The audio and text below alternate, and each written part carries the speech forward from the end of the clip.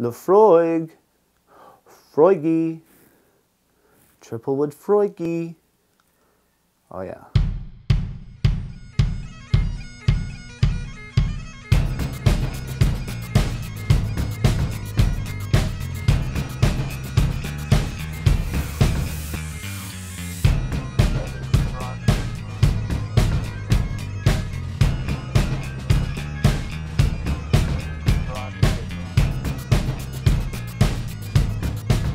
Can't help but get excited. Looking forward to this one.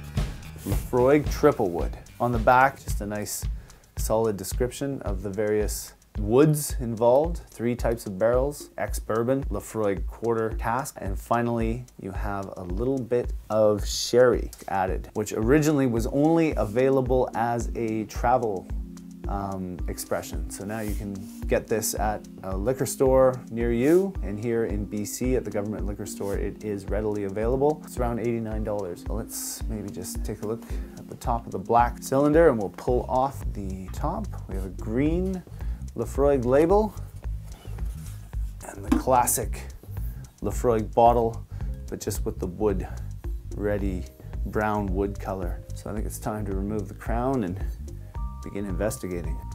And there's the Laphroaig cap. Time to pull the cork. Give it a go. Ooh, nice. Very nice. Oh, glug, glug, glug. Pulled it into the light with the knowledge that what we're looking at is natural. So the woods have done their work in terms of interacting with this particular whiskey. One thing that stands out on this whiskey in particular is it looks like it's quite oily and has a lot of leg. So immediately on the first nose, plenty of the Laphroaig footprint, stinky, woody seaweed. You can smell the oil, you can smell the body. Maybe just a touch of sweetness, maybe just a touch of fruit, but I'm impressed with the nose. So here is to the Laphroaig Triplewood, Salon Cheval. Let's give it a go.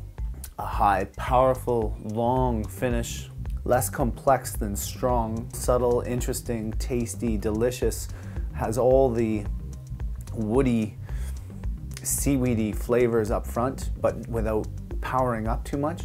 And then as you drink it down, it really begins to accelerate into a very strong, singing finish, very high, very a nice wood note singing above the long finish of smoke.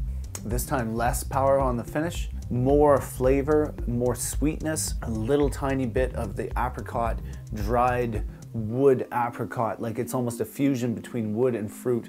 A very beautiful and interesting taste, definitely more toward the seaweed and wood than the fruit, more Laphroaig than any sort of Highland whiskey at all, but yet there's just that nice little touch, little flavoring, little coloring into the whiskey that is an excellent match. It's really nice to drink a whiskey that has a smoky intensity, that love that you have of the intense Laphroaig, but brings just a little something different. If you have an appreciation, even in the slightest way, for sherry, to imagine these two things coming together this nicely is just an exciting thing to experience. Now, what don't I like about this whiskey? Non-age statement whiskey, that right away is a knock. The price point isn't unreasonable necessarily for a non-age statement whiskey, but it would be very difficult to give a 5 based on the fact that the Laphroaig 10 is probably about $20 per bottle cheaper and still offers maybe a little bit more in terms of its overall complexity. This has many of those qualities and brings something different to it, and yet I struggle to maybe think of this as a 5-star whiskey. I could certainly believe it could be in terms of an experience, but it kind of knocks itself down a little bit. That being said, 48%, non-chilled filtered, no colorant is an excellent, excellent combination of characteristics to set up. I believe it is a great whiskey. I'm just battling on whether or not it could be a 5. I'll leave you to ponder. Salon Cheval, the Wee Drown.